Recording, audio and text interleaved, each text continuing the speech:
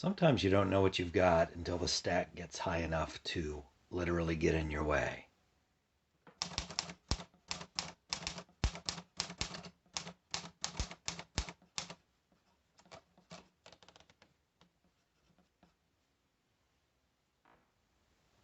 Hello again. Some months ago, I took a little driving trip with my family to Northwest Ohio to a thrift shop in a little town there in Northwest Ohio, and came back with a big stack of books, and apparently didn't go through them very well when I brought them home, and recently discovered a couple of things therein in that stack that I was quite surprised to find out that I now own. A couple of things that one of which I didn't realize even existed. So we're going to look at that today. And then we'll look at that first. This kind of beat up blue book, probably see it here better. The title here, Explanatory Notes upon the New Testament, Wesley. And I think I recall pulling this off the shelf at that thrift shop, which had a separate room just for religious books, and it's a terrific thrift shop. I hope to visit again soon. Then there's what I took to be the author's name, Allenson, here, or the name of the publisher, possibly. But I didn't look at it real close. Among Wesleyans and Methodists, a lot of people,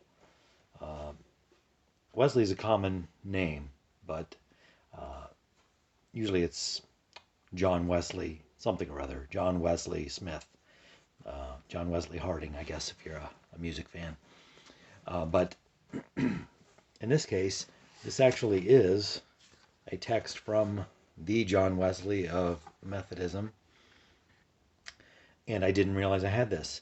And it looked to be, as the name would imply, explanatory notes upon the New Testament.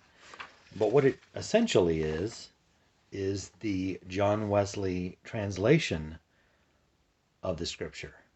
Now, it's John Wesley's translation of the scripture in the same way that John Wesley's prayer book is created by John Wesley. That is, he took this 1662 prayer book, revised, made some changes, put his own stamp on it, and released that for the American colonists, or the new citizens of the new nation of the United States of America. He did similarly with the King James Authorized version of the Bible in releasing his revision of that, but describes the process of comparing it against the Greek. And he did this about the midpoint of his life. He lived to write and preach and such for another 30 or 40 years after this. This was produced in 1750. There's a date here. 1754 is the inscription date here, from Bristol. Bristol Hot Wells. Must be a health spa he was lounging at as he finished the text of this. But this obviously is a reprint, one of many of that translation. So I just thought it was odd that it's described as, the title of it is Explanatory Notes, but it's essentially his translation or his revision of the King James Version when he, I guess that was his base text, as it would have been for anyone in 1750. That would be the base text one would use. But also has lots of simple notes at the bottom, lots, that he describes as, some of which are his own, some of which he was taking from other commentaries with which he was familiar and comfortable. So lots of notes in a smaller font here at the bottom that are written not really for a scholar, and he makes it clear in his introduction it's for the layperson that is not a biblical scholar or a Greek scholar. There's a couple of things here in his preface that I thought were worth reading. I designed first to set down the text itself for the most part in the Common English translation, which is, in general, so far as I can judge, abundantly the best that I have seen, talking about the Authorized version. Yet I do not say it is incapable of being brought in several places nearer to the original. Neither will I affirm that the Greek copies from which this translation was made are always the most correct, and therefore I shall take the liberty, as occasion may require, to make here and there a small alteration. I am very sensible this will be liable to objection, nay, to objections of quite opposite kinds. Some will probably think the text is altered too much, and others that it is altered too little. To the former, I would observe that I have never knowingly, so much as in one place, altered it for altering's sake, but there and there only, where first the sense was made better, stronger, clearer, or more consistent with the context. Secondly, where the sense being equally good, the phrase was better or nearer the original. To the latter, who think the alterations too few, and that the translation might have been nearer still, I answer, this is true, I acknowledge it might. But what valuable end would it have answered to multiply such trivial alterations as add neither clearness nor strength to the text? This I could not prevail upon myself to do. Okay, I'm not going to read through the whole thing there. Hopefully that made some sense there.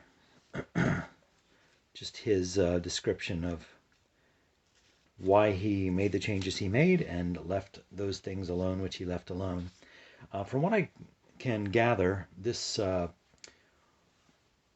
his translation or his revision of the Authorized version was much like that done in the late 1800s to produce the Revised version.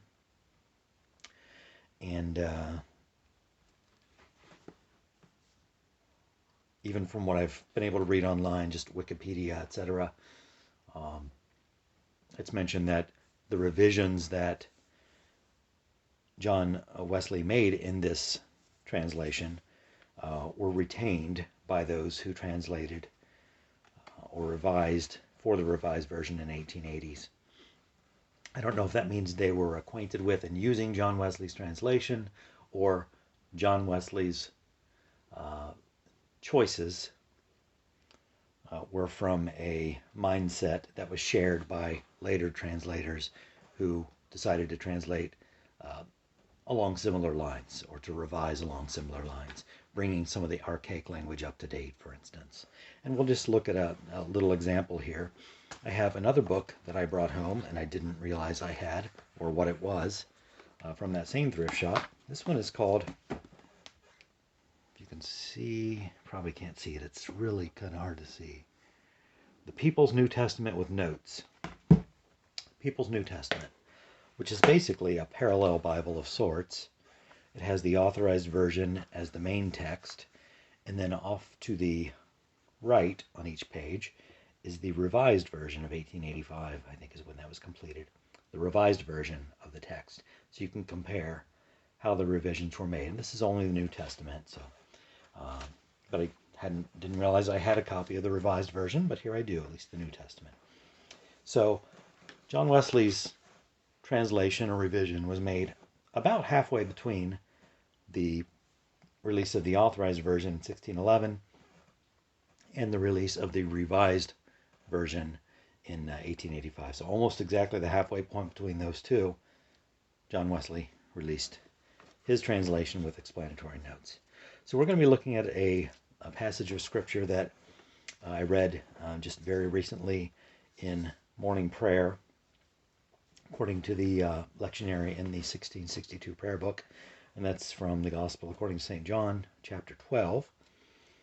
And I have gone through, let me release the focus here and redo that.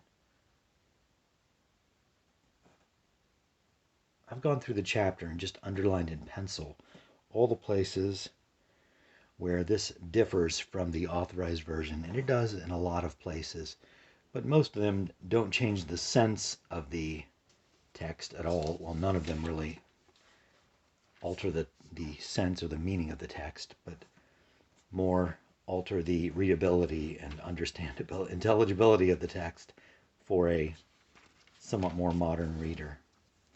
In this case, modern would be 1750s when John Wesley was translating this.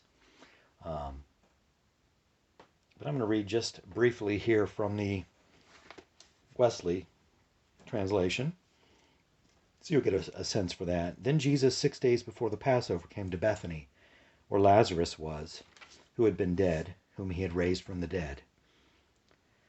There they made him a supper, and Martha served, but Lazarus was one of them who sat at table with him.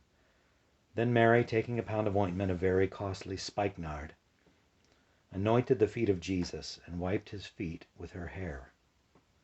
And the house was filled with the odor of the ointment.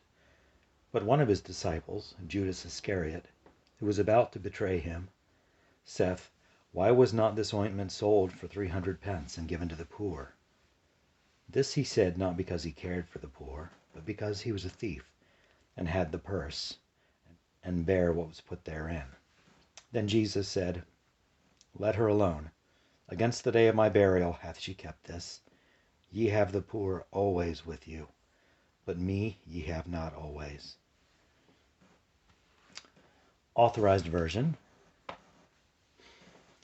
Then Jesus, 6 days before the Passover, came to Bethany, where Lazarus was, which had been dead, whom he raised from the dead.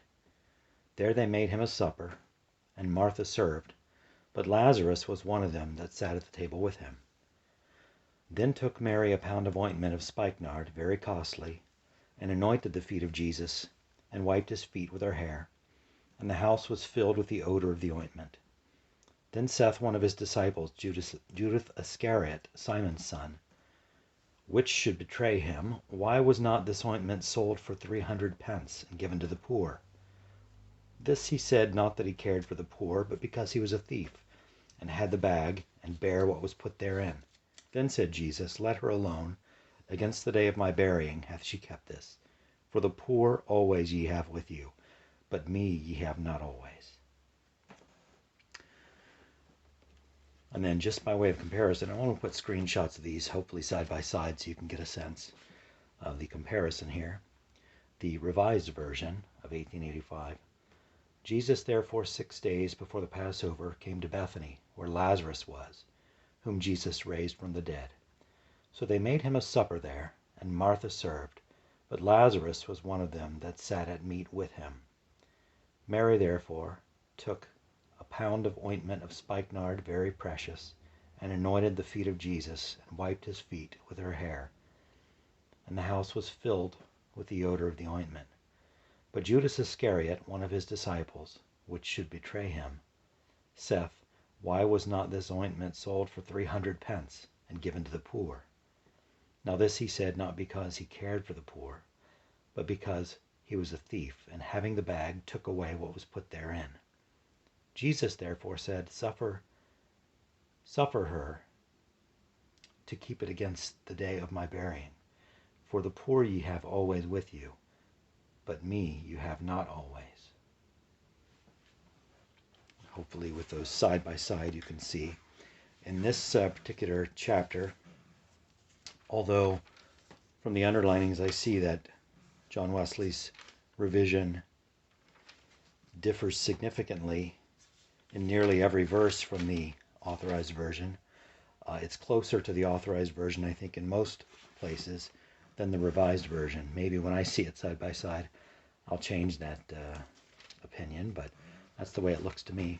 Either way, I was really pleased to find that I had this, and it was something I did not know existed, a translation by John Wesley. I'm kind of a Wesley fanboy.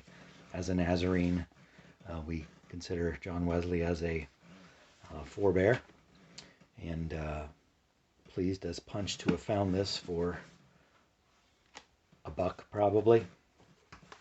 And ditto this People's New Testament. I was afraid it was going to be like a communist book, like the People's History, etc. But having the Authorized version and Revised version, side by side with lots of notes as well in this. Very neat. This has a couple of extras in it too, by the way. It has a Harmony of the Gospels, which if you don't have a parallel Gospels like I talked about in my last video, or a previous video, that's the next best thing. Some other tables and such. This really old one map, but it's kind of a cool one. Just the very old style map here.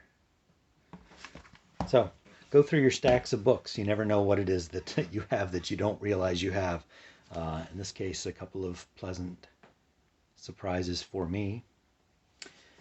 Hope that was somewhat enjoyable, and hope you will come to see what I have up next.